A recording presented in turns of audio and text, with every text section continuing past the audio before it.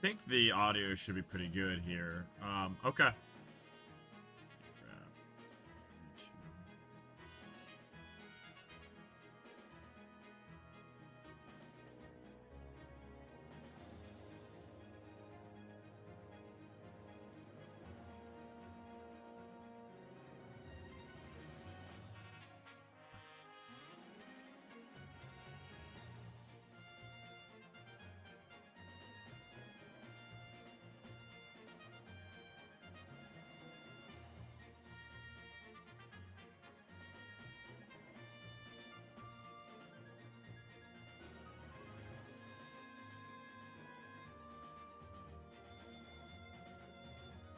It should work. But, yeah, we're gonna be tier listing maps out. I'm here for the T. We'll see how much we can get. Hopefully this doesn't look too bad. I'll have the timer up, yeah.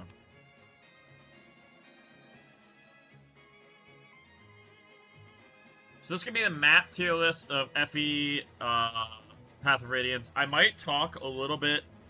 This probably will encompass not just... Alright. Let me find a better song for this.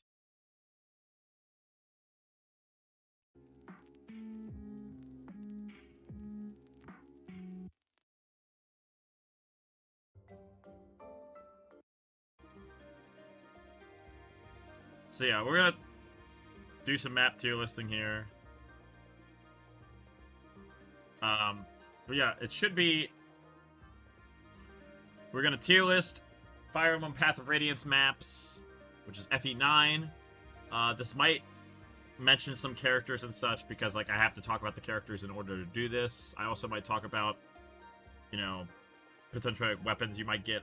Again, it's not gonna be as in-depth as it probably needs to be, which is why this is just probably a demo run of it. I might just do like a recording of it after, but for stream we might be able to do this for a little bit and make it a little bit quicker, because I would like to probably go more in depth of like my thoughts, but it's gonna be fun to kind of just like do a first initial run of this thing, and maybe around an hour is what I'm hoping, maybe a bit longer, but we'll talk about it. Path of Radiance maps are interesting. I think they're I don't want to say they're like right down the middle of maps. I think there's some that are pretty good, but there's some infamously bad maps too. I think it's better than FE7's. Maybe FE6's too. Yeah, it has some problems, obviously. So, but it has positives and negatives. So we're going to talk about it and try to tier list these. The tiers I'm going to go with right now, this is also going to be kind of weird because I can't really check chat as much either because I don't have two monitors, which I need to work on getting. So we're gonna have two tier, like tier list. Basically, S is like perfect map. Not only does it, you know, do what it needs to do in terms of getting your units and feeling like it's balanced in terms of difficulty, funness to play. I also want to talk about how it like pertains to the story too. I think that's very important as well. It's not all the thing that matters, but balancing between like the story and balancing between your story and your gameplay is also something that it's not as pivotal for me specifically, but I know people do. And there's like there was a case I remember watching. I remember talking about a map that's really bad, for example, at doing this. I think I talked about this. It's FE7. It's when it's called like New Resolve. It's the one with all the wyverns that ambush Eliwood after he just lost his dad. And you get the Nini and Joy chapter. That chapter is terrible in regards to story specifically. It's not a fun map regardless. But in terms of story, because the enemy types, you're forced to use Eliwood. He's just feeling like, obviously the chapter's called New Resolve. He's feeling a new, like he's got a new lease on life. He's ready to get back in there. He's got his friends behind him now. He's like, I need to do this. It's what my father would have done, my late father. I got to get back out there. And then he sucks against every fucking unit in that map. Because there's Armor Knights and Wyverns, and he can't fight theirs without a Lance Reaver. And he just dies because they ambush him. Because he'll die in one hit. It is a terrible chapter. It's a really bad map for sword users, but it's just a bad map, like, story-wise, to make Eliwood feel powerful. If it was, like, axe-wielding Wyverns, it'd be different, which they do sometimes in the series. But in FE7, they do not. So, it just feels bad in that regard, is what I would try to say. So that's, like, one of those, like, I think that they could have done a better job kind of,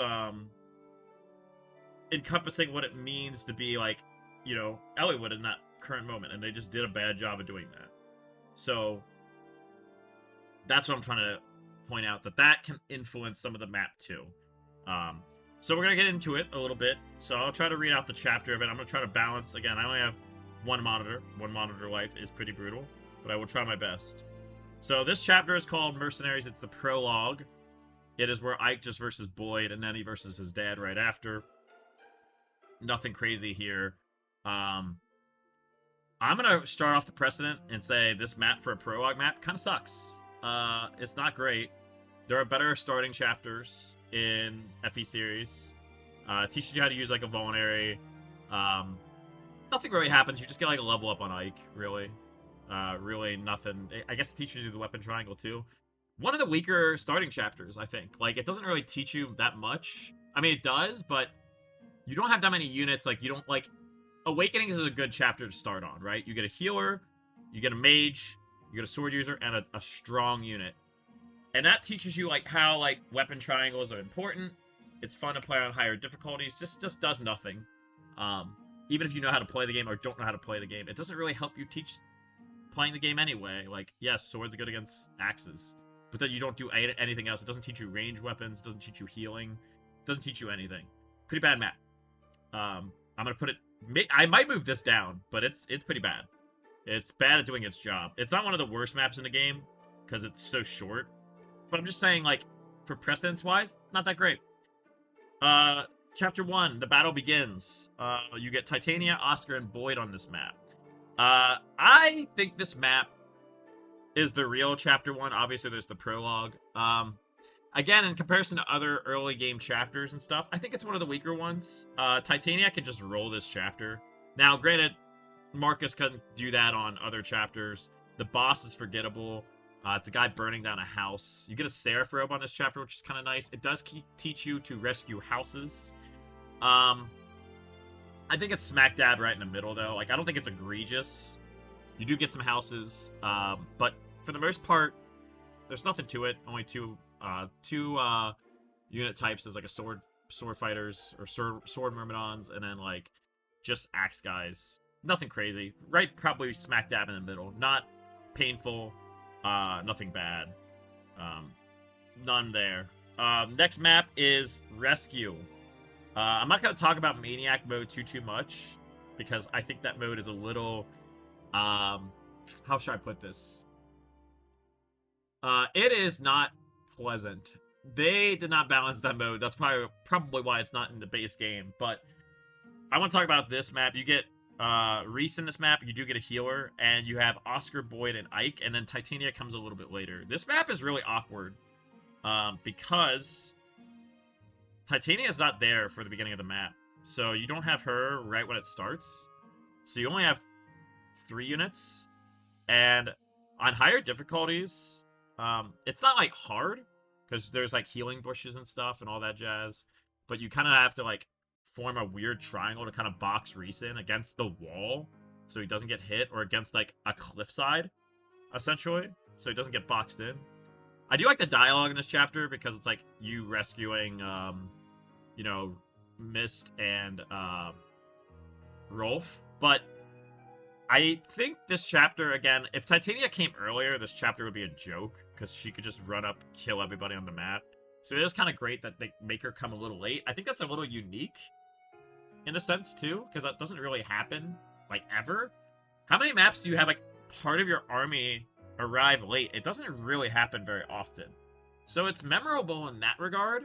Again, the unit, the unit typing you have here, Lance, axe, sword. You have one of each, which is kind of nice, and a healer. I kind of feel like this is like the real starting map. And then obviously you get Titania later. Healing bushes along the way. Kind of slow paced, right down the middle. I think it's nothing crazy. Again, I admire this map for doing a mechanic, like I said, bringing your Jagan in late when the map is already kind of cleaned up. So it's really only you have really Ike, Oscar, and Boyd. Maddening mode's a little different, but on hard it's not too difficult. Yeah. The next map is called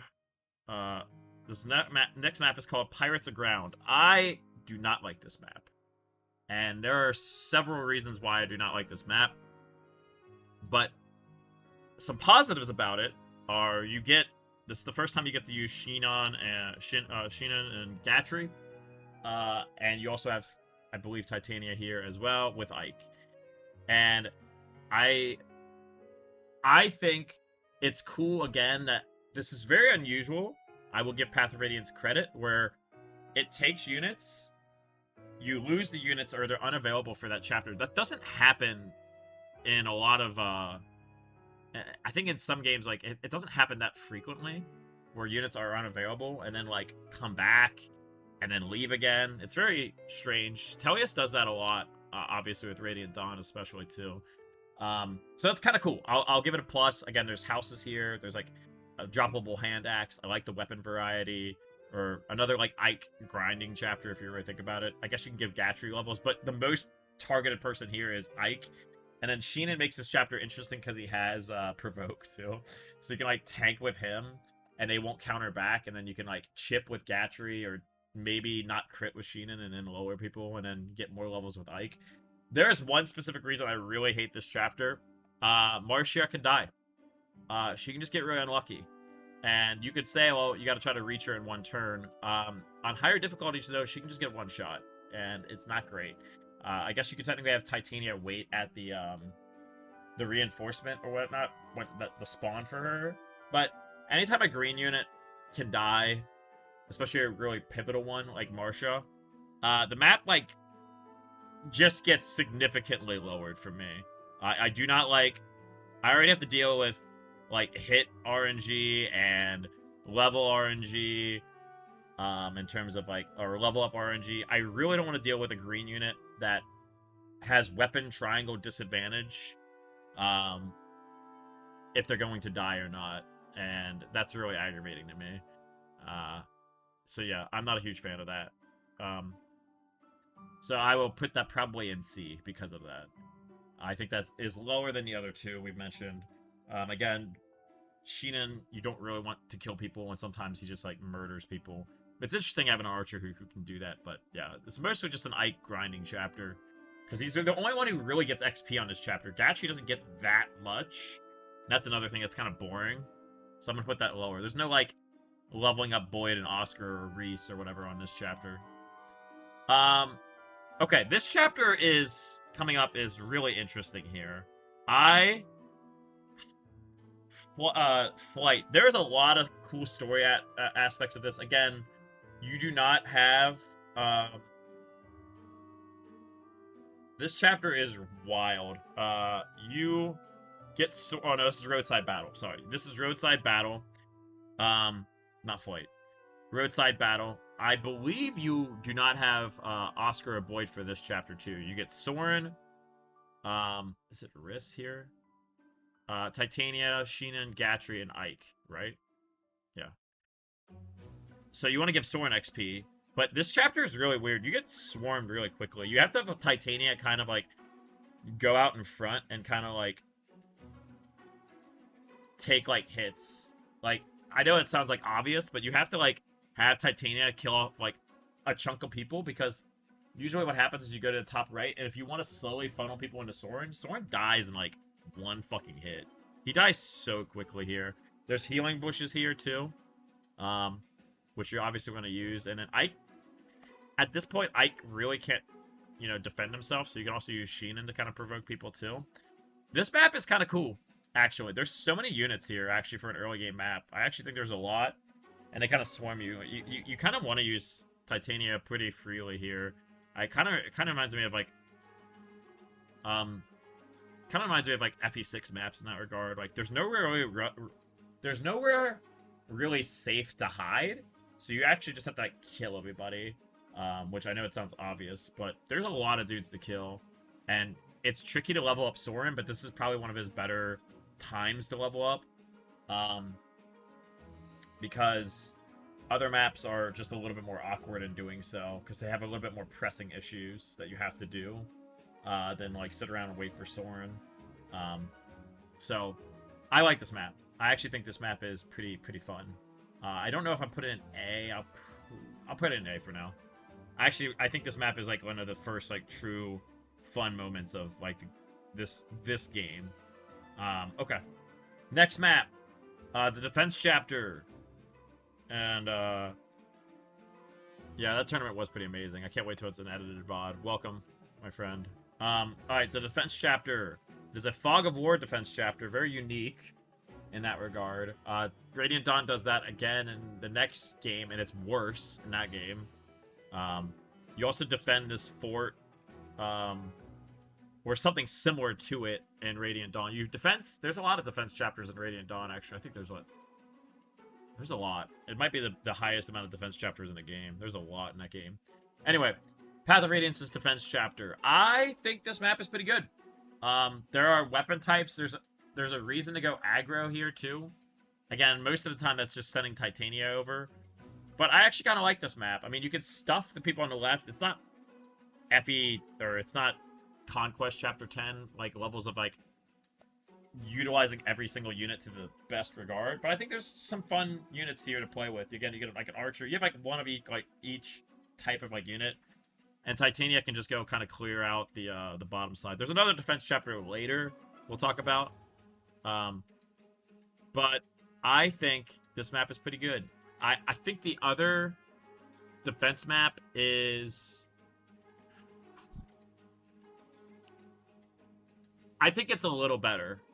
This one is fine. I think, again, it's not the one in Thracia, defending that town. That map is pretty awful, even though there's, like, a lot to do. That's a hard map to rate, but we're not going to talk about that right now. We'll talk about this. This is so much more simple. Again, you really got to have the front gate. It's 2 tiles, and the left gate's like 1, but there's a healing bush over there, and there's a guy with a hammer, I believe, over there too. So you can't send Gatcher to the left. And the front has calves, and they have Kanto, so you have to be careful of that too. Get used to that, because that'll happen again.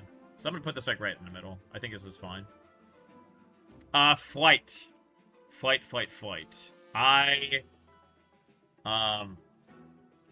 I don't like this map. I do not like this map. I think,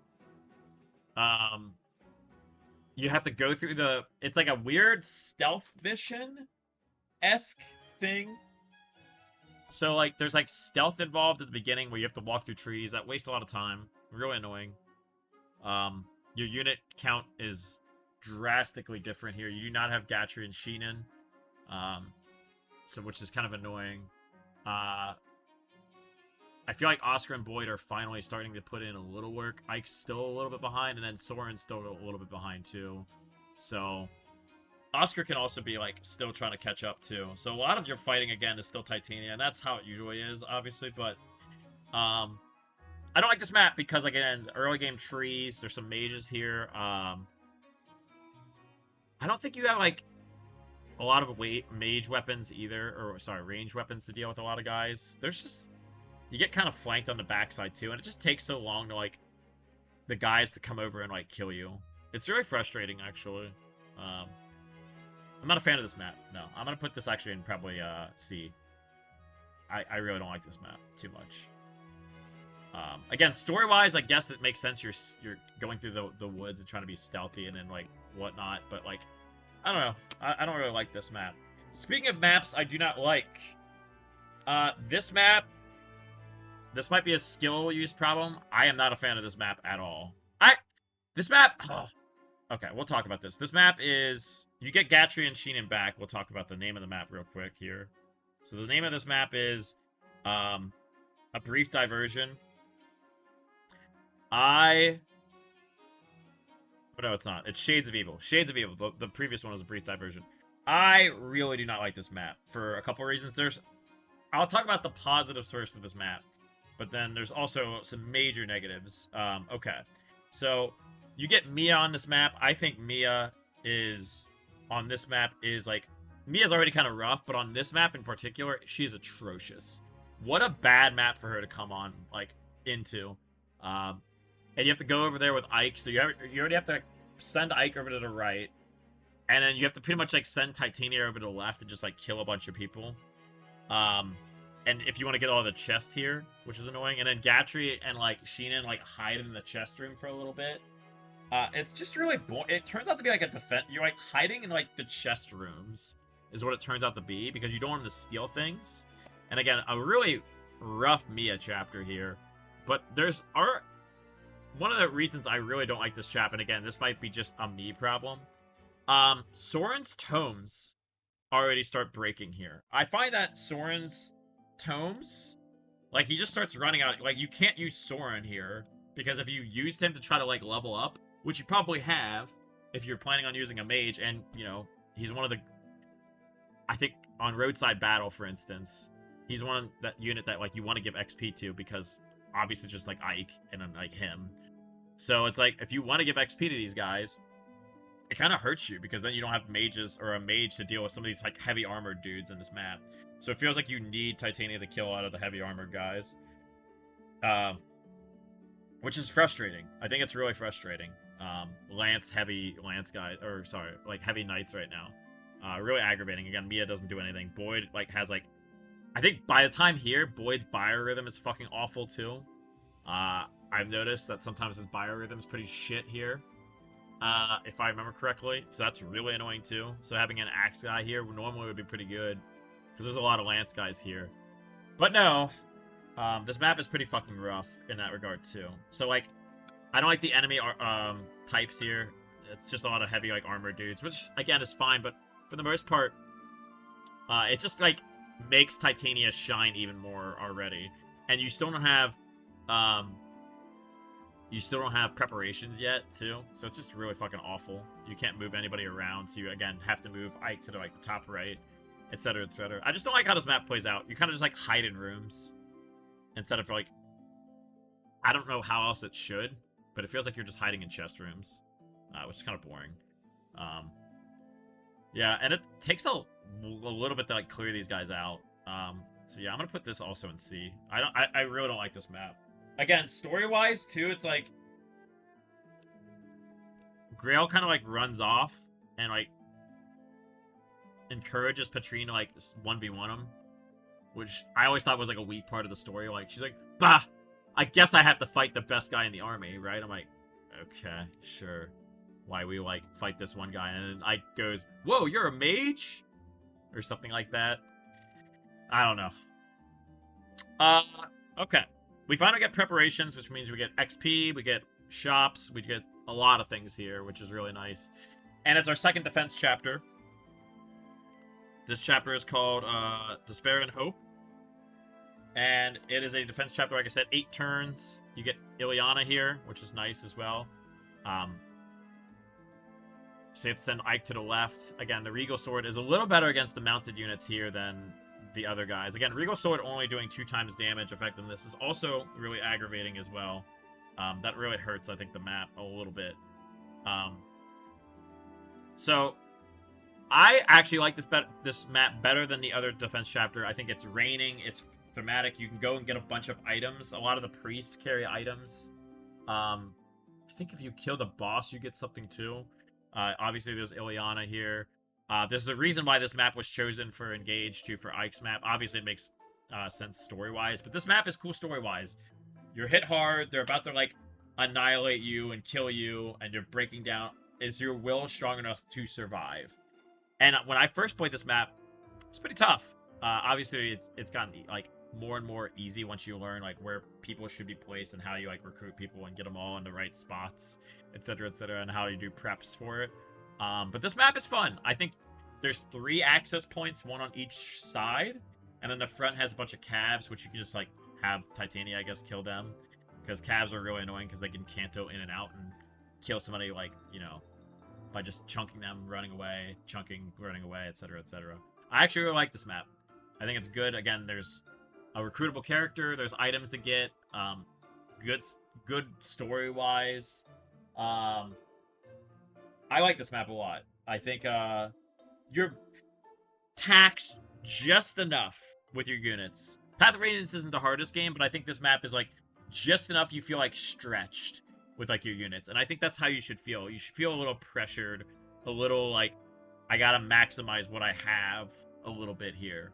And I think this map is my first S. I actually really like this map a lot. Again, thematic story-wise too. It just has the total package. Defense maps are unique. It's a good map. Nothing else really else to say about it. There's a lot of good things about it. The next map. Speaking of maps that are good, Gallia. Gallia is not a good map. Gallia, you get Rolf and Mist here. You also get Marsha here too. This map sucks ass. There's a huge beach you have to go to. And in order to save it, you have to use, like, yellow units. And using yellow units kind of fucking blows. It is kind of awful. Because you, like, move then, they, like, direct. You have to send them to go to the house. Or else it'll die. Because, like, pirates show up and destroy the house. So unless you send, like, Marsha over there, I guess. Rolf. I guess you could say this is, like, a training chapter for Rolf. But you're using Rolf then. I guess for Mist, it's the same thing. But, like... This map is, like, strangely, like, easier than the previous map. There's not many enemies. It's just, like, aggravating to go get the stuff on the top of the beach. Good place to train Mia, I suppose, too, if you really want to use her. Rolf doesn't get to kill that many guys, because there's not many guys down, like, at the bottom of the map. A lot of the enemies, I think, if I had to do the math, I would love to know how many, like, pirates and dudes show up more north. It's probably pretty comparable, except... the reinforcements that come out of the castle, too. I don't like versing the Halberdier boss, either. Really aggravating. Yeah, this map is kind of terrible. Yellow units are just not fun.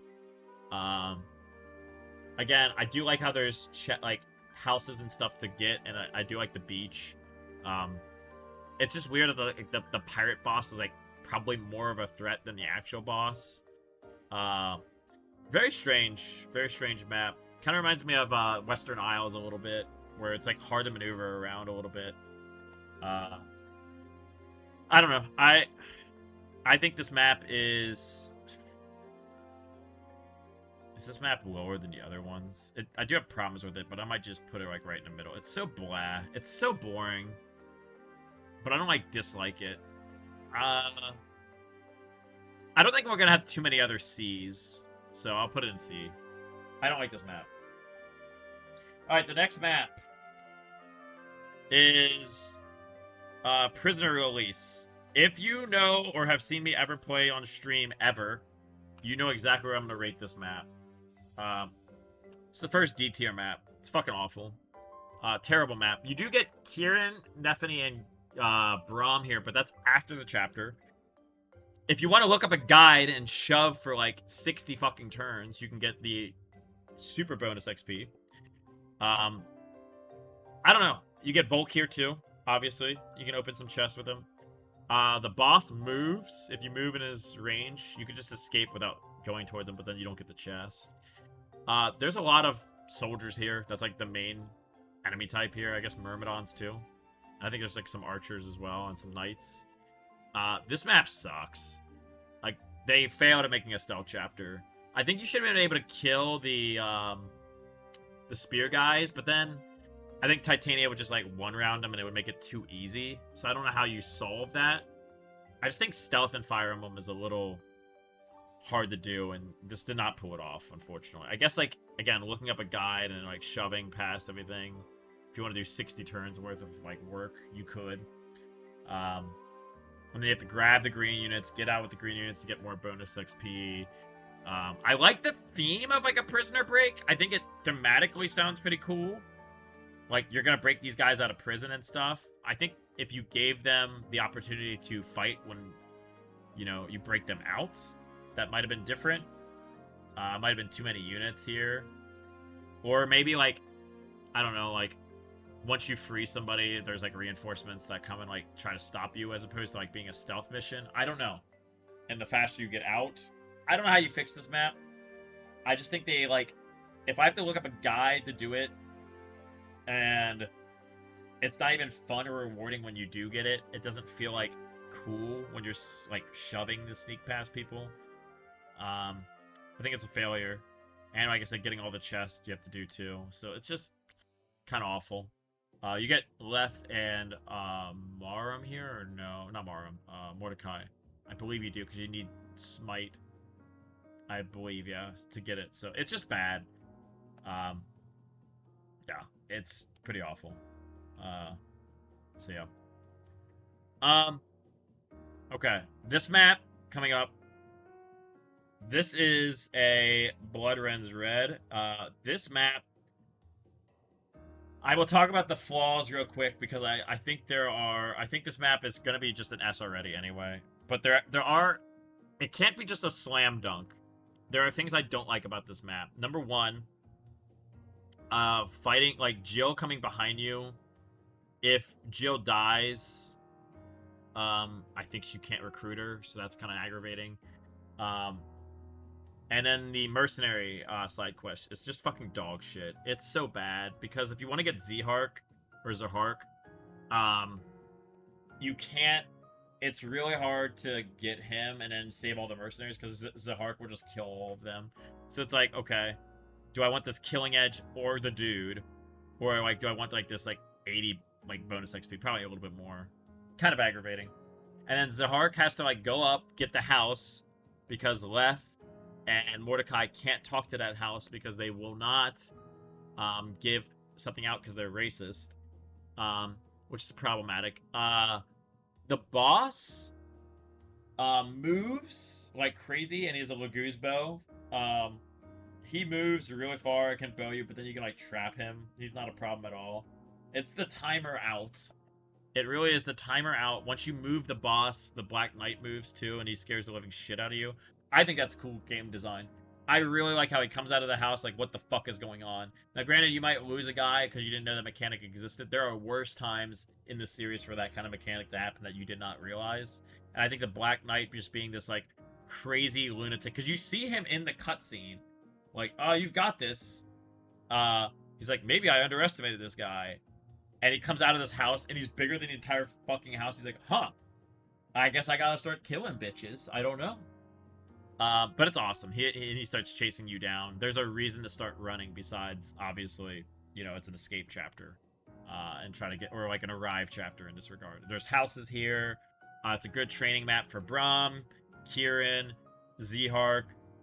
You get on this map, I'm just saying people who come in on this map. Nephany. You get all of these guys. You can forge for them. You can bonus XP them. You can give them items and stuff. You can give them all kinds of shit. Power-ups. Not power-ups, but, like, stat boosting items. It's a really cool chapter because you probably already have it. And it's like one of the full, like, you get a full army. You get a lot of units. You can just get a lot of, like, stuff to, like, toys to play with, I think, for this chapter. I think it's really fun. And again, like, the houses can't burn down really quickly, too, by the thieves that go after them. So I think it's really cool. Good enemy typing as well. I guess, like I said, my negatives are the Vigilante side quest. The placing of the house up north means, like, pretty much it's Zahark. The north side is underutilized. You're pretty much always going up to the left and stuff. A little underutilized for the map. But I really like this map. I think it's S. Like, I like it thematically. Yeah, it's really cool in that regard. I like the design of the map too, just like a town. The townsmen or the townspeople are so shit too. These people are awful, so they deserve what's coming to them. Really like this map. Okay. The next map is Strange Land. You get Soth here. If you didn't know that, don't worry, because he's basically like shout out to Radiant Dawn. He's not a real character, and he's really bad on this map. I guess you, if you really wanted to use him in his Blossom, sure, or whatever. This map is a kind of defense map. It's kind of like a defense map because they're all swarming you. I kind of like this map because, again, units that you can forge, like, weapons and stuff to, like, help you fight these guys, get more accuracy, and you can form, like, boxes, because Laguz have very specific weaknesses. They all are 1/2 range, uh, except for dragons. But, well, I think in this game, dragons, it's hard to explain. But yeah, okay. Most Lagoos you fight are 1/2 range, and it's not existing or not discounting the ravens here that you fight. So yeah, these pirates that you fight are they have a bunch of items and stuff that you can kill. I think they give you a lot of XP when you kill them too. I don't know. I feel it's good to like fight like a different like weapon or like army type. It's like kind of like the monsters in like different games, I guess, if you fight them. But I think the ravens coming after you on the boat, it feels good to like kind of shoot them down with like bows or wind magic or like other kind of magic. Throw over like the mast. Out of all the like things that are on boats, I actually think this is one of the better boat maps. I don't mind it that much. Comparison to other maps that are on boats, I think that are more aggravating. I think this map is pretty good. Or if like fine enough. It's like solid. Again, you get a lot of XP here. Jill comes here too. She flies in as well, which is kind of fun. And I kind of like the like you're trapped in like you're not like just sailing, you're like trapped ashore, and that's why they get you. And I think that's kind of cool that they like set a trap for you, and now you have to like fight your way out of it. And then the dragon, you're at Godola, and they move you eventually too. So I'm gonna put this in. I'm gonna put this in A. Oh, I'm gonna put this in B. I don't think it's A. Okay. Speaking of boat maps, this map, this is a crazy map here. Guiding Wind. Okay. So this map is interesting because you can talk to Astrid like immediately. You get Astrid, Gatry comes back, and you get a bunch of units from the Benyon army right here to kind of like hold the fort down and like hold the defense point. Again, kind of technically a defense map. I guess if like the only way you really lose this defense-wise is if a Raven sneaks by and you weren't prepared for them to do that, which their AI is funky. I'll put it nicely. The AI on this chapter is funky. Norse and the Raven's AI, like, they'll go for, like, chest, and, like, they'll try to, like, end the map sometimes, too. But there's a lot of cool chests on this map, too, by the way. A lot of good chests. It rewards, like, shoving and trying to get to Astrid immediately. You can shove the green units out of the way. You can fight on these, like, planks. It kind of feels like Pirates of the Caribbean. You can trap Norse, so Norse isn't too much of a threat. But if he gets to attack, he has really high skill, and he can crit very often. He also has a depth, too. So he can just, like, murder, like, anybody. I've had him murder Titania on hard mode. Just, like, annihilate her. So it's not limited to, like, just, like, bad units. So he can just kill really good units, too. Granted, he'll probably be trapped because he's an archer or sniper. But, yeah, there's something about it that I kind of like. I like this map. Again, for a boat map, pretty cool. You can shoot on the planks. You can kind of hold the different planks. You kind of, like, fight on those. You have flyers. You can go around them. You can shove people out of the way. It's a good game, I think, for, like, pirating and stuff. Again, there are ravens trying to steal the chest, so there is pressure to kind of move a little bit quick. So I kind of like that map. Yeah. So yeah, that map is, again, Gatry and Astrid come on that map, too. You can get Astrid some nice little XP there, too. Kind of nice. The next map, Training. This is the first of the Benyon missions. So, Sanaki's like, okay, hey, like, I can't, like, help you, but there's some, like, illegal, like, trafficking of, dudes here. Can you, like, stop them? It's a Fog of War map. You get Makalov here, so he's on the left side. You don't know where he's at, but he's, like, on the left side. Kind of dangerous, because if he, like, runs in and attacks one of your units, he can actually, like, if your unit's good, he can, like, kill himself. Something to be mindful of, I suppose. I guess it wouldn't be the end of the world to lose him.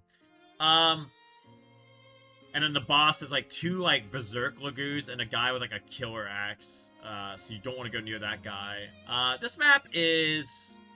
For a Fog of War map, I think it's fine. I kind of like, again, you're stopping, like, an illegal trading, like, group, which is, I guess, something. There's houses here, too, or there's a house or two here, which, again, gives you objectives and stuff to, like, pursue after as well. And, again, I think there's enough on this map to kind of keep you entertained. Good fighting. Most of them are axe units. Um, I think this map is pretty solid, actually. I think this map is actually better than some of the other like early game maps. Probably my favorite of the Sanaki missions. But again, she only gives you. She gave you. I thought she gave you 3. Oh, she does give you 3. Right, she does give you 3. I think this is one of the better Sanaki maps. I mean, they're about. Maybe they're all kind of the same. I'll put this in B. I think it's fine. I think it's better than this map, though. I think it's one of the better B maps, actually. Okay. The next map, it's the Marum boss fight. You get Feral Frontier. You get Stefan here, the most Easter egg of Easter egg recruitables in the game. You also get a bunch of items because it is your desert map.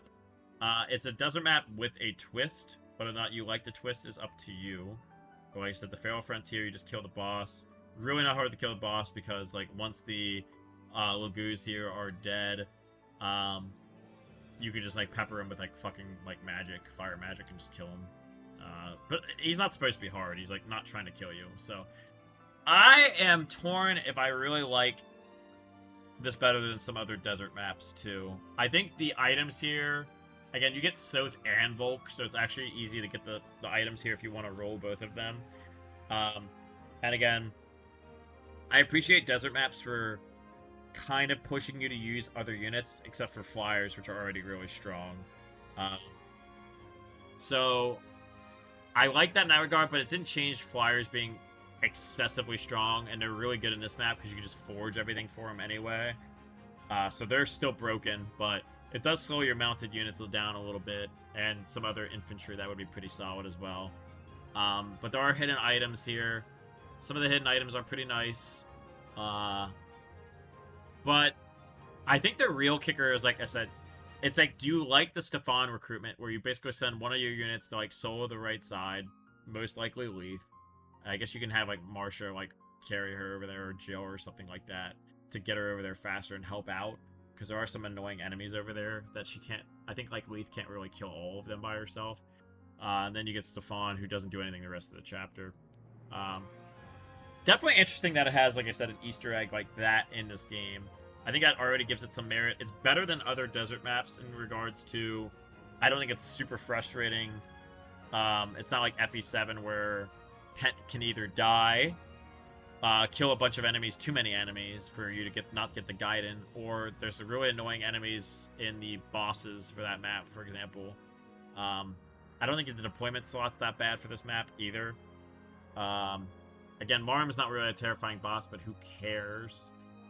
The real boss of this chapter, in quotation mark, is trying to not kill as many Lagoos as possible, so you get more bonus XP. The less you kill, the more bonus XP you get. So maximizing items, as well as maximizing bonus XP, is a delicate balance that you gotta do. Yeah, normally I'd hate desert maps. I don't think this is that bad. I don't think it's that bad. I think it's cool to have a hidden guy in there, too.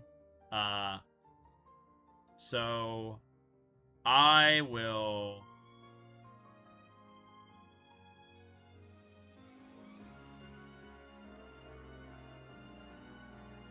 put this in... Put this in B as well. Alright, the last of Sanaki maps is where you're going after... you're going after Mr. Pretty himself. The most beautiful man on the planet. And this is the Atonement. So you have Tormod, Marum, and now Devdin you can recruit on this map. I think this map is the best. I originally said Feral Frontier is the best. I think this map is the best. You're probably going to have the recruitment for Devdin here. I don't think it's like that crazy to have a thief where there's stealables, or like Soren you might train, or Mist or something like that, or Rolf. You're probably having one of those people in an army. I like recruitments that don't make you like... You have a little flexibility with them.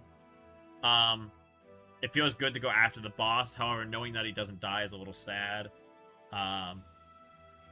there's chests here that you can go after. The type of enemies here is varied enough. There are mages, there's like archers, there's like obviously like different kind of enemy types here. There's promoted enemies are starting to show up more and more often. I like this map. I think this map is, again, there's when you open the doors, there's like enemies behind the doors too. It's pretty good. It's not too long either. It doesn't overstay its welcome. It does kind of like you go around in a circle a little bit, but it's not as egregious as one in the late game that we will talk about when we get there. One of my least favorite maps in the game. But this is an A. I think it's above the other Sanaki maps. I think it's pretty good. This map is going to be the hardest one to rate for me. There are 4 maps built into this map, and this is the 4 map, the part 4 is Daybreaks. 1, 2, 3, 4. Okay. So, we're going to talk about Daybreaks. Daybreak 1, you don't get any new units here. Alright? So, you don't get any new units. There's 4 maps in 1. So, rating these is going to be hard. I'll try to individually rank it, and then, like, after I do that, I'm going to, like, smush it together on where I think it belongs. So, cool things about the entirety of Daybreaks. 1, you don't go back to base after. I guess that's a cool thing, but, like, you can still, like... It's, like, a base level, deployment thing and, like, everything at that. So, like, once you go in, you're in there for a while, right? So, I think you learn a lot of cool story beats here. There's a lot of people moving in and out of the forest, so this is like the high mark of, like, everything is coming to fruition in the story. It's the last map before you promote. So, like, your Ike is, like, probably 20 and just, like, been there for a little bit. Level 20. Which is probably what he needs to be to survive one of the chapters, but we'll get there. I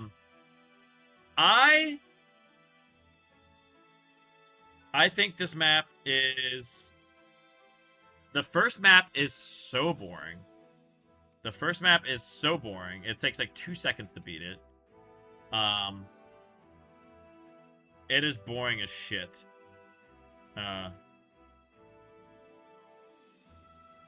It's like not even a chapter. There's like mud on the ground. It's like sticks, but like there's like a couple promoted guys, and that's fucking it. There's like nothing to it. I shouldn't have placed it yet. So the first map is like a nothing burger. It's probably a C rank. There's nothing to it. The second map has like trees in the middle, and you can split your army like around the tree.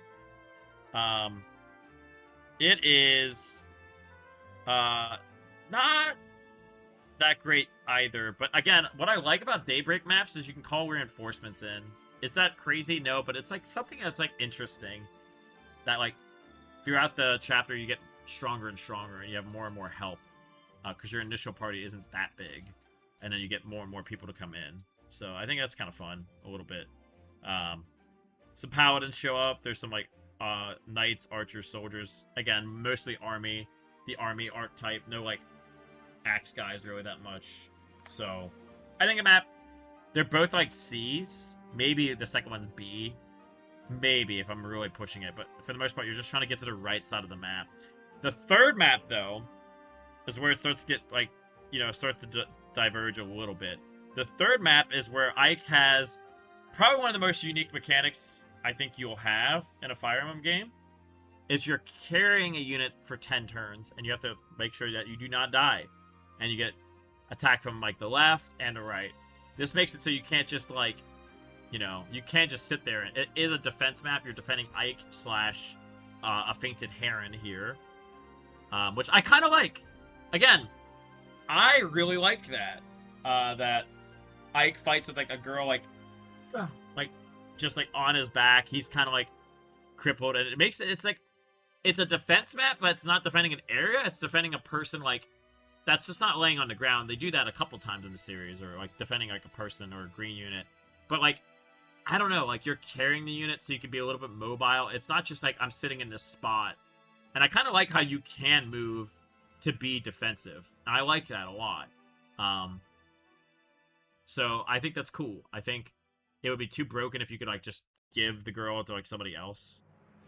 that's stronger, has more defense, or like has more mobility. I like this. I think this map, in terms of cleverness, again, defense map, it's a little bit different. I think it's creative. You get a lot of units by now. Again, you can go aggressive and like push downward. I'm gonna put this in like A. So we got like a CBA, right? For Daybreaks. And then the last Daybreak map, they have like a Meteor Tome guy that you can kind of cheese a little bit. But that guy's really annoying. And you get some dangerous enemies, because the problem is, a lot of your guys are like maybe just promoting, but like the Daybreak enemies, the Paladins really hurt a lot. And you're trying to rush over there. You're trying to move quickly, not because you're trying to finish the map, but you don't want the boss to die too quickly, and like his surrounding minions, because there's good items on those guys. So you're trying to get over there and not let Tibarn and crew like kill those guys too fast, which is also an interesting dynamic too, that they show up. I don't like how they show up and start just I like it story-wise, but like it's frustrating that like they start stealing or killing things like that you want to get the items or scrolls or something like that. And they're like, no, stop. So there is a reason to move and be a little bit hastened with your pace, which I appreciate. But besides that, like, there's not much else to it. Daybreaks, the reason it's long is because it's 4 maps in one. But they're not really like long or crazy maps all by themselves, you know. So I think, like I said, story-wise, I like Daybreaks. Again, there's a lot of like themes and things going on in Daybreaks, which is nice. If I had to like rank them all collectively, I know I said like there's like a C/B. I'm gonna probably put this in A, just for like everything that happens in the story. Map-wise, I don't think they're as strong as A, but I think it's a pretty important part of the story. I do like that. And they do different things a little bit. 1 and 2 are a little straightforward and short, but they're pretty solid, I guess. And there's like, it isn't just like kill people every time, and I appreciate that.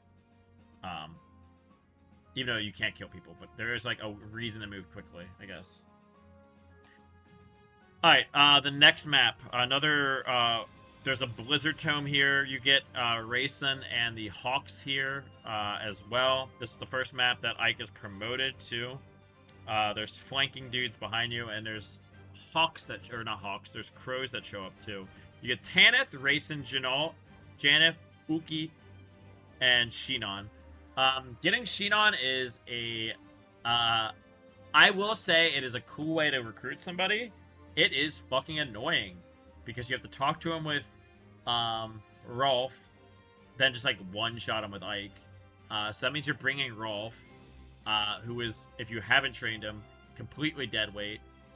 You can't have him in like Blizzard range. You're also bringing a Thief, or somebody with keys, which is aggravating. So that's like 2 deployment slots already taken up. And again, like, guys start flanking behind you. The boss is really annoying here. He looks like an idiot, but that's beside the point. A lot of mages here. Again, ravens show up here too. This map is just okay. Just okay.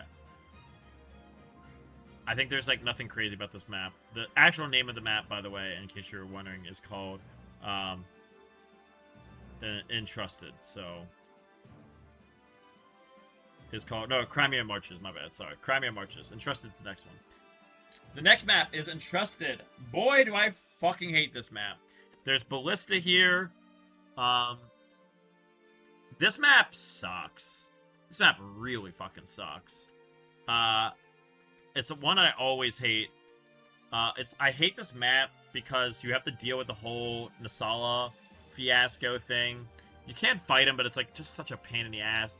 And then he flies over this mountain, so you have to like kind of wait, but like you want to move and stop the ballista. And then this map ends up being like really short too. So you have to do this weird, like Janeth has to talk to Janeth has to talk to Nasala, then he has to go talk to Rayson, and then those guys turn good. And it's just like so sloppy. Like, I don't know. I feel it feels much sloppier than other like things. Again, I do appreciate how there's other ways to deal with bosses. I like that. It just feels so weird. And again, there's like ballista here that are slowing you down. And the boss is like just a guy with like a wind edge. The map ends up being really short. It's not a long map either. It is because all of his like herons like leave.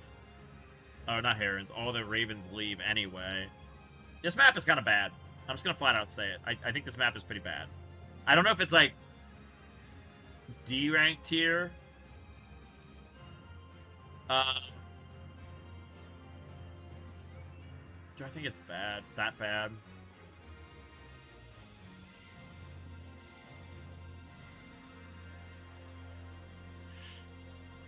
It is pretty bad. It's boring too. It's boring, yeah. It's boring. I don't like the mechanic anyway. Alright. This map coming up. Defending Tall Rega, which is where Khalil shows up. There's a lot of houses you can get here. There's tomes, range tomes that can stop you from going in. Volk also promotes after this chapter too. I think story-wise, this chapter, it's like you meet Jill's dad, and it's like Physiarch or whatever, Physarch. Like, we have to flood this place. I won't do it. I love the people so much. I will fight him myself. Blah, blah, blah, blah, blah. There are some cool notes about this chapter. I like how Jill can, like, go to his side. Because you're like, your first thought is like, oh, like, I'm going to have, like, Jill fight her own dad. Because you get a cool quote or something like that. Or people have, like, been ingrained to have, like, people face people that they know. Like, that's built into Fire Emblem. Don't tell me that you didn't think the same thing. Then he recruits her, which is, like, the only time ever. It's one of the few times, I think, I don't know. There's not many other times that happens where, like, one of your guys betrays you. Especially for multiple chapters. This is not an Orson. This is a guy or a girl you've been training for a little bit. Can betray you.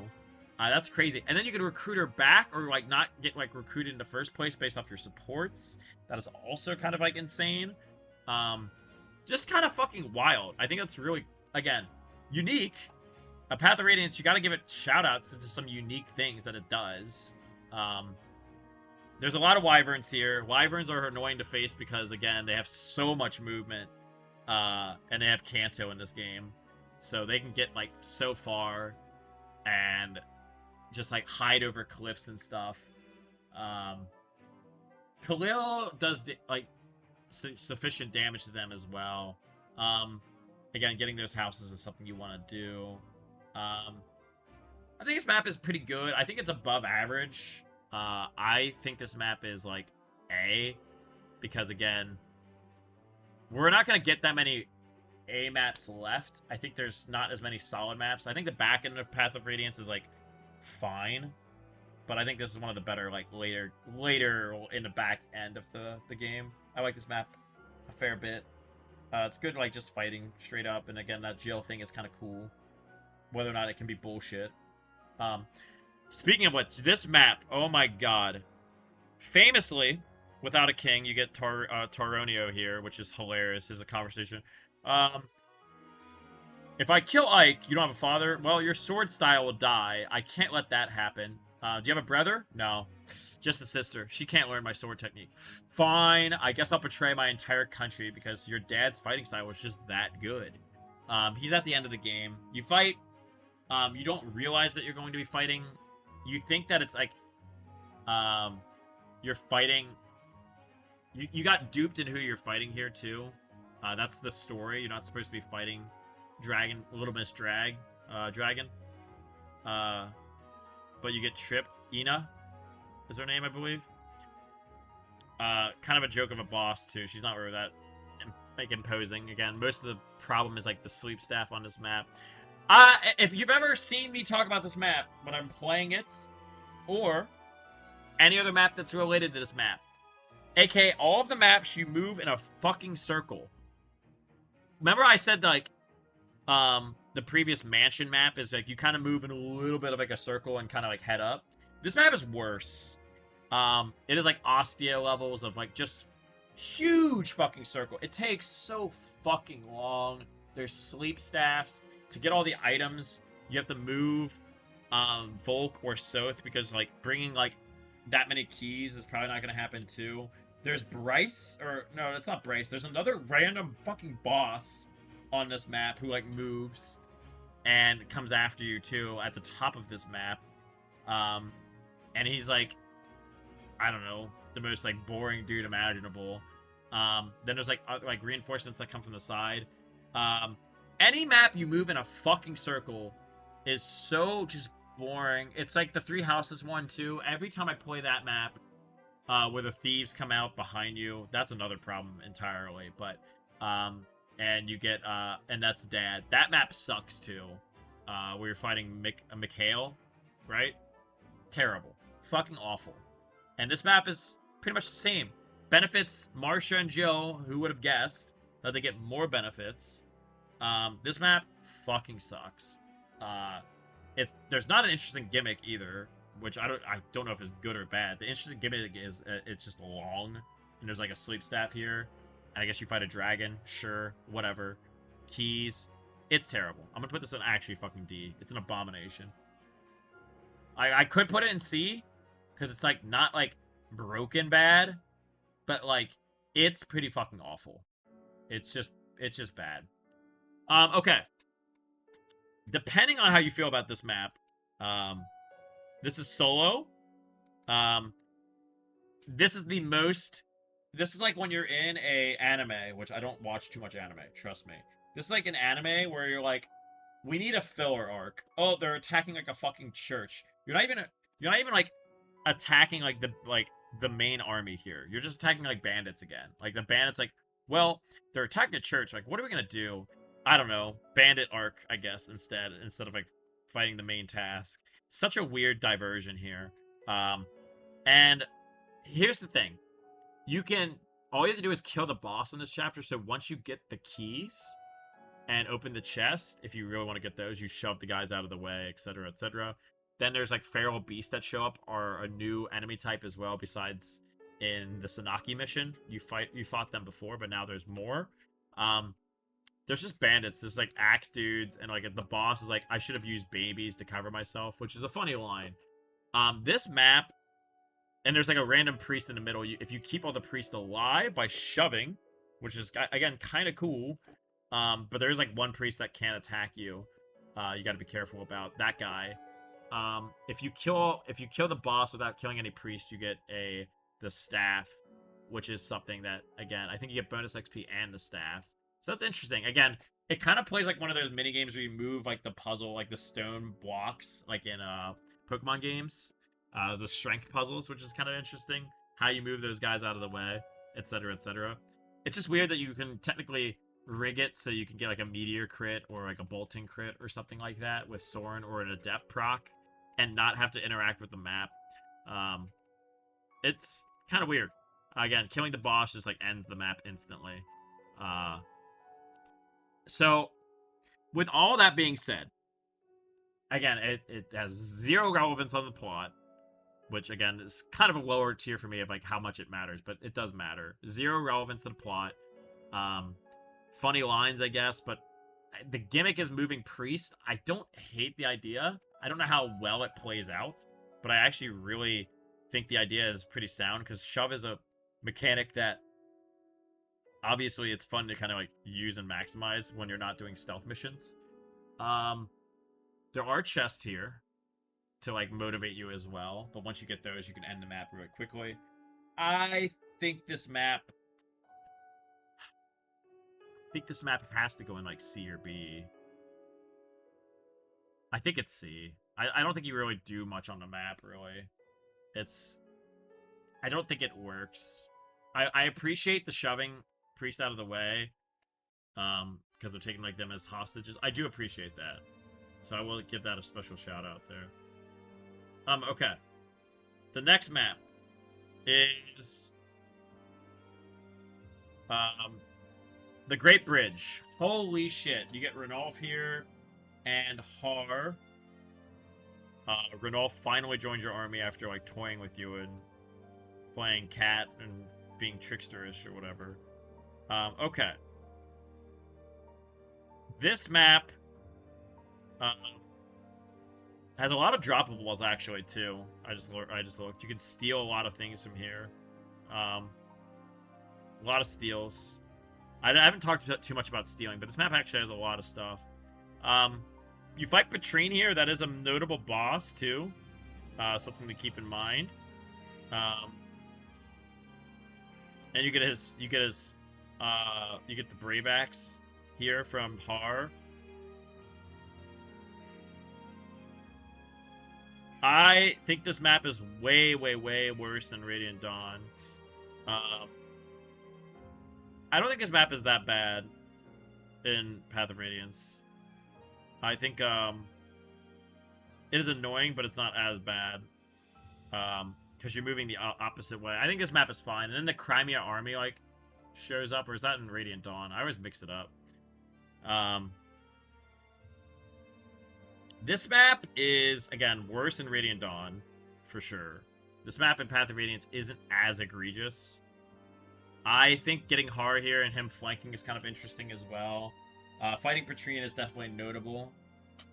She's not great, but at least is a relevant boss, right? I'm not going to spend too long on this. Again, there's some promoted enemies here that are pretty nice. Again, Ballista's here, but I think this works for this chapter, at least.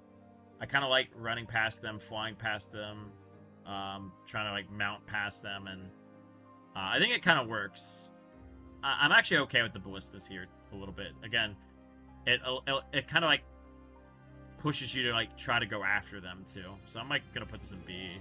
I think it works better than you would expect. Better than you would expect.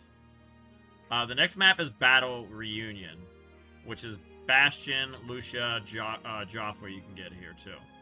I think... Normally I don't like green unit maps. Sure. You might be right. This is a green unit map. Technically speaking, the green units act really stupidly here. You get Bastion and Lucia here. I don't think you get Joffrey yet. There is a house up in the top right that can get under duress. Bastion and Lucia are not going to do like anything to help you besides shove, I guess, too. The Black Knight shows up here, too, and you can fight him. You can't kill him, but you can draw him to like a draw, which is another interesting thing that can happen here if your Ike is sufficient enough. So that's interesting as well. Hold on a second. Pause.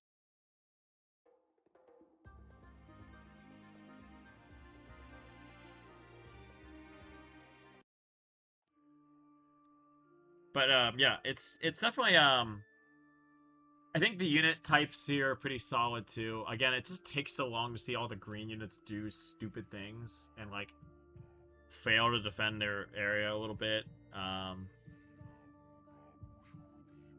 like trying to go over there and save. It's one of the better like green unit like protects too, because it's like realistic. Is not what I want right now. I need to show.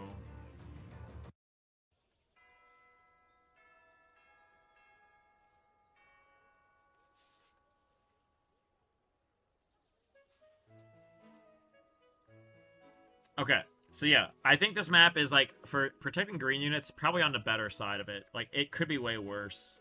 The units you join are uninspiring, but, like, that's not this chapter's fault too much. It does have story relevance. You're going back to save Crimea, etc., etc. I think this map is solid. I think it's fine. I think it's good. In comparison to maps that are around it, I think it's fine. I don't know if I want to say A for this map or not. Again, there are houses in here, like houses and stuff here. Pirates can come after them a little bit. Different enemy types. There are ballistas that you can like kind of go after too. Yeah, mounted units are pretty fucking good here too, but they're good in this game in general. So, is this A or B?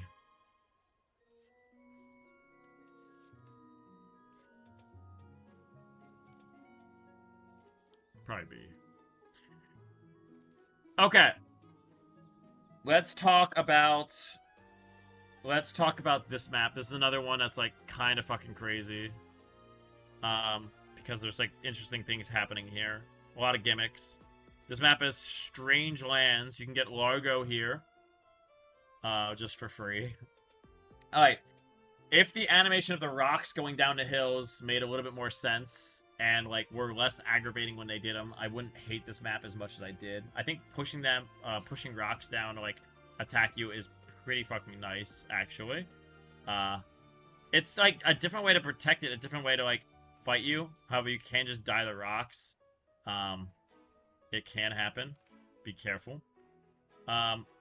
Okay. So rocks can happen. The boss also can just be, like, lured with a bolt axe. This map is super beneficial to flyers. Already, flyers are super strong, but this map, like, expands it even more.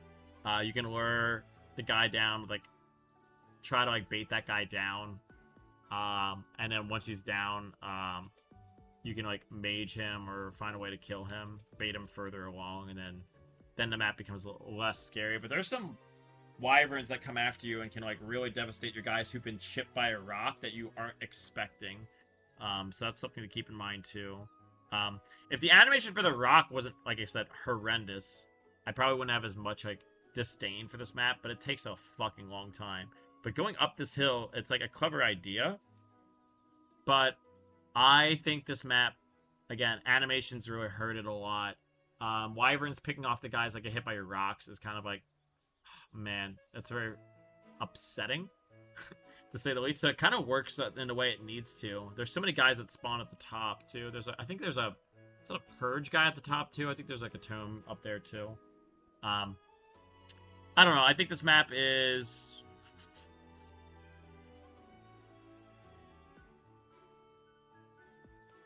I think this map is a... Do I just think this is C? I think this is C. I don't know. I like the rock idea, but there's some funny quotes there. But again, like, you're just going up a mountain. And again, not many units. By the time you're, like, up there, like, you're just fighting, like, wyverns that come after you and then eating rocks. And then, like, Jill and Marsha are doing, like, almost, like, all the work. Okay. Clash. How are we going to talk about Clash? Alright. First off, usually maps that have, like, really... The FE6 map where you verse Murdoch, for instance, that map, where there's, like, a lot of units and a lot of reinforcements. You have to protect Alencia here, which is another, like, goal you have to do. She cannot die here. Clash is an interesting one to rate. I actually think I like Clash. Now, there is something to note about Clash. You verse another of the 4 riders, the Dane 4 riders, or I don't know what they're technically called in this game if they're the 4 riders. I know they might have been called the Dane riders. I forget. It's been a little bit. You verse Bertram here. So that's another person, again, with story relevance. I do appreciate that.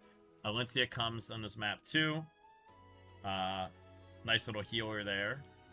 Mounted healer is always a little nice.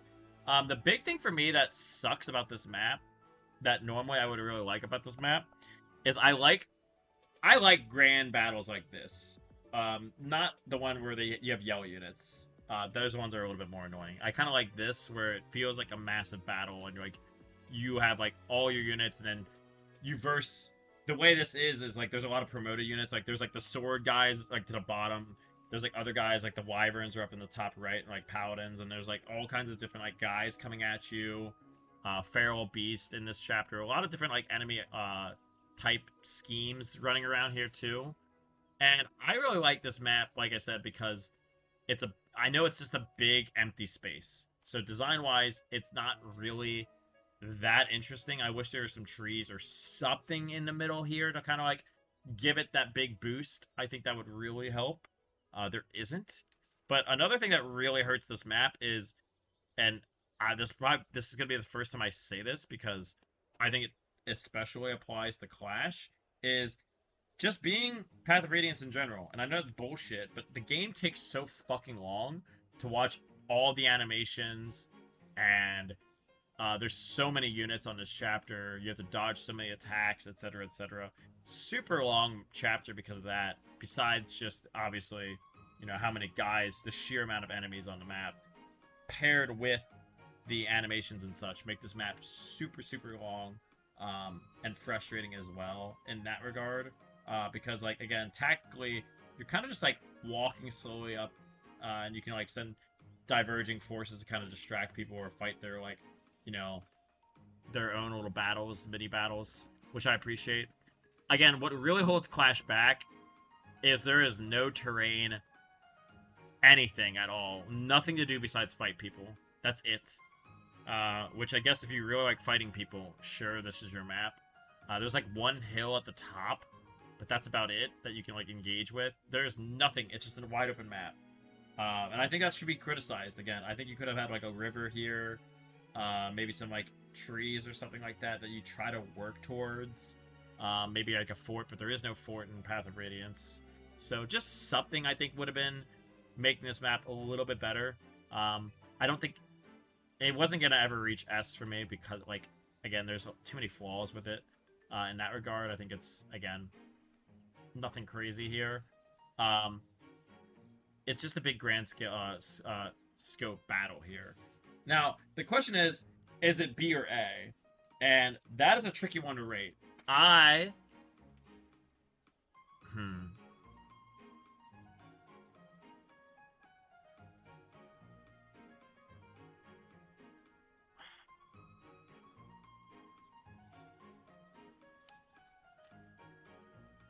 think it's B.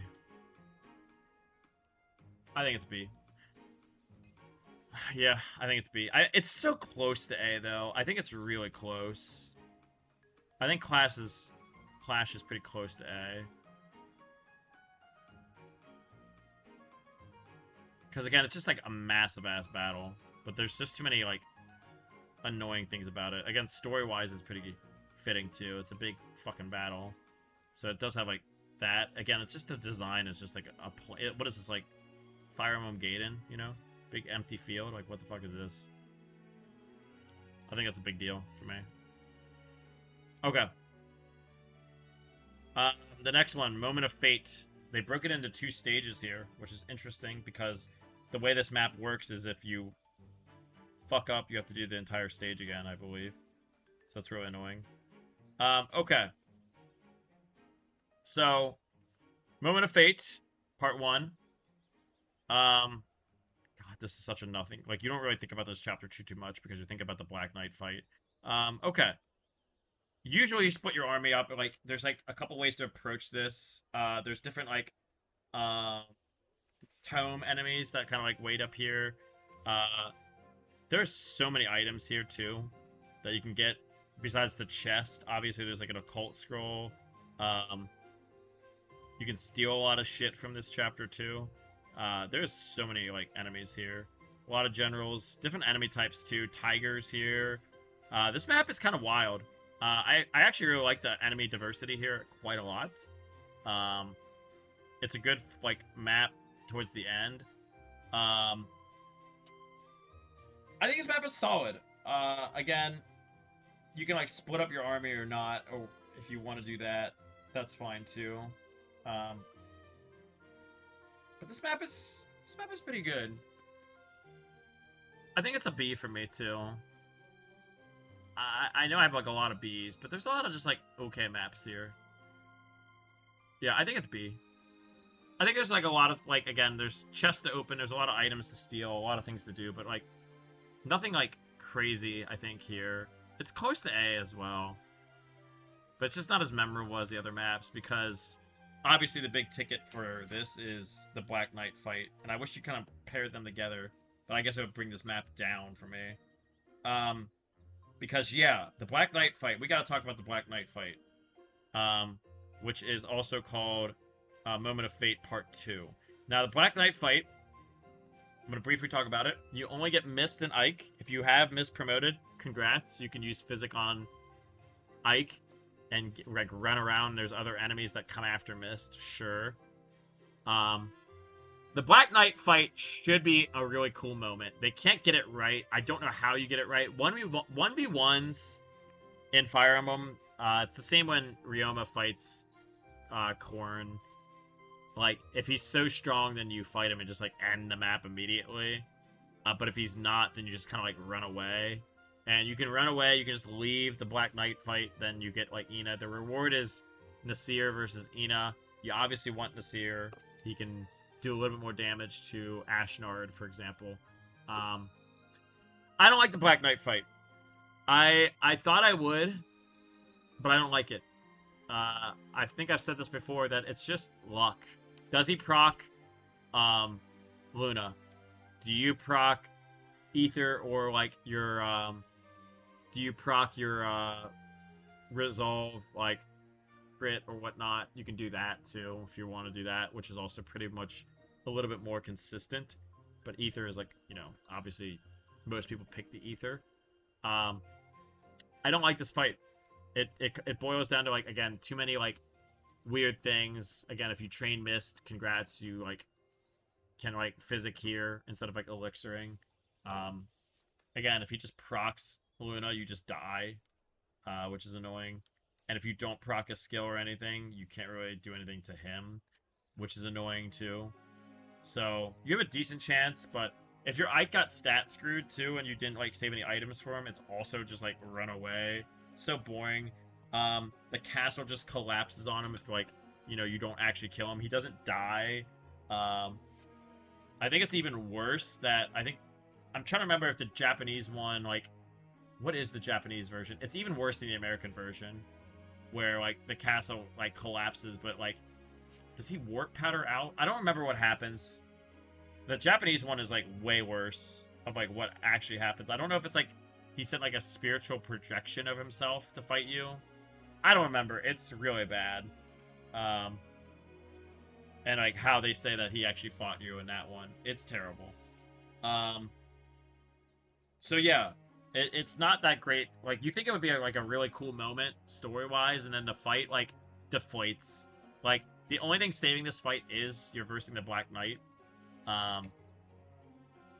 But it's not as hype as you would think it would be. I don't know. It's just so boring.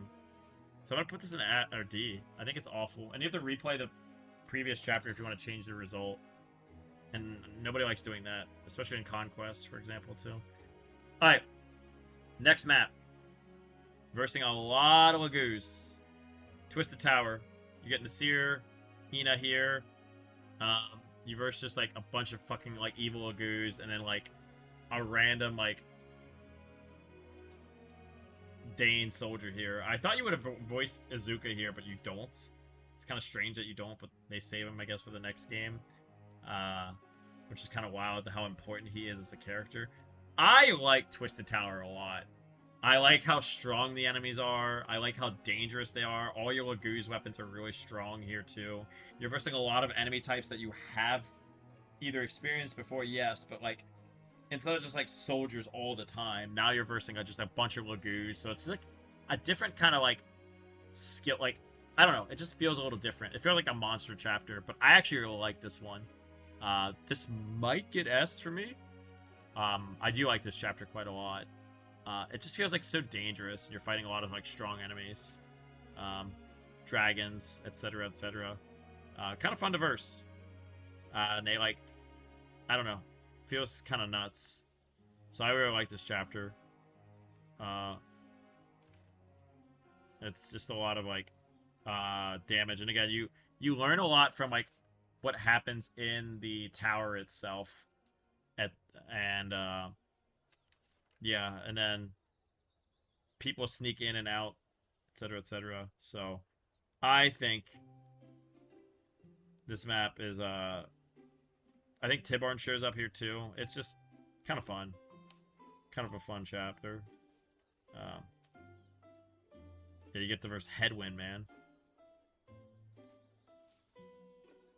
And there are some, like, normal soldiers still in here as well. So it's not just all, like, feral guys. And the last map, the finale. Finally, we come to the end here. This map is... We gotta talk about the difference between hard, too. Do we count the Ashnard boss fight as part of this discussion? I suppose we might. You verse Bryce, one of the last 4 Horsemen of Apocalypse here, obviously. Can't get the Wishblade in this game, but he does have it. You can just like send like Ike up the middle and like he can like solo it as long as he has like some like physic guy. Then you can go down the side. It's so weird that like Ashnard moves, um, and then gets like a second life on hard too. And then like this map is so weird. Like your other units really don't do that much here. I like the design of this map. Like the courtyard is really cool, and there's a huge fountain in there. I think that's really nice. I think the walls are pretty ugly on the right sides, but the courtyard, like the grass parts, are pretty interesting to say the least. So I like that. I do not like anything to do with Ashnard though. I like the first time you fight him, and then you get back up to like help, and then like only Ike can hit him. I think that is lame as shit. I think like only Lame and like one of the Royals can hit him. I don't think Nasala can even do damage to him, and Nasir like barely can do anything to him. So it's like 3 units that can really hurt him. That is stupid. It's not fun. And again, you're just like sitting there waiting for Ike and like physicking him up over and over again. Really lame fight. Honestly, one of the worst designed like final bosses. Enraged Ashnard is terrible. Just absolutely dreadful. I don't mind the first one, but everything beyond that is pretty bad. And again, you can kind of like lure him out immediately to like end the game on lower difficulties, and it's just so boring fighting him. Because again, it's just like only a couple units can like hit him. You just like heal over and over again, and just kind of like, I don't know, you're just sitting there over and over again, like while Ike does like most of the work, and then you just physic or like canter the guy out with like Valencia, something like that. So yeah, it's kind of boring, and I'm not a huge fan. Or you just like heal with like healing items as well. So the Ashnard portion of this map makes it like obviously not going to be an S, and then it's really bad, the Ashnard part. But I like the design. Like I said, the courtyard looks pretty, except for like the sides of the map, and your other units can like hide in like the courtyard bushes and stuff, and I think that's interesting. But the Ashnard part alone might drag this down to like, I don't know, maybe here. Is that harsh? Maybe. I was debating whether not to put like Clash, like I said, up one. Some of these maps are really close. Some of these maps are really close. I kind of like this, like again, this map is like pretty close. Clash is pretty close too. Like, it's so close to being moved up. This map is pretty good too. Yeah, I think this Ashnard fight makes this like so awful. And again, like a lot of your army is just like patrolling the sides, not really doing that much. But yeah, I think Path of Radiance has some like middling maps here. I don't know. I think the maps are fine enough. Again, sometimes they just go for gimmicks and they just swing and miss a little bit, which is a little unfortunate. And there are a couple maps here that are pretty close to being A, but I couldn't in good conscience put them in S. This map is close to being an S, the Pirate one. If the AI of the Ravens wasn't so dreadful, I might put this in an S. Same with I like this map too, a little bit. The Mansion map is pretty good too. And again, some of these maps are close to being A. So I feel like I was close on bumping a lot of these guys like up a spot, but for the most part, that's where I have them. And that's my Path of Radiance map tier list. Again, not the best game in terms of like maps. I do appreciate some of the gimmicks that they try. They weren't just like route maps, like old GBA games. They weren't just like kill a boss on a throne, take it. And I do appreciate that a lot more than, you know, just doing that. So that's good. And I like to say that a couple of the maps I rated pretty well are ones that did not do that, except for when their mechanic was like dreadful. I try to rate in a different way. So yeah, I think Path of Radiance definitely needs a little bit of updates to make the maps a little bit more fleshed out. Maybe some like terrain added to some maps, or I don't know if skills are gonna get added a little bit, but biorhythm being like annoying on some maps. Some mechanics being updated would help a little bit. Just some quality of life things. Like, if Clash was like a little bit more updated, I think I would like that map a little bit better. Maybe the Black Knight fight, you don't have to like redo the entire thing, so this map could be a little bit better. Yeah, I think like some of these maps could just be boosted a little bit. I might just bump this one up. I actually really like this one. Because there's like terrain here, and there's like using like Fog of War. You typically don't like Fog of War that much, but yeah. Okay. So that's it for Path of Radiance. The map design. So an hour and a half, but it was worth it. And I hope if I actually do a video out of this, I hope you stay tuned, and I appreciate you watching or hearing me out if you do watch this at all. And if I ever make a video, like I said, I'll probably go in more depth to it. But I appreciate you guys tuning in, and I hope you have a good rest of your day. And it was fun doing this. Again, I didn't go into deep about some things, but I do appreciate you guys tuning in. So peace out, and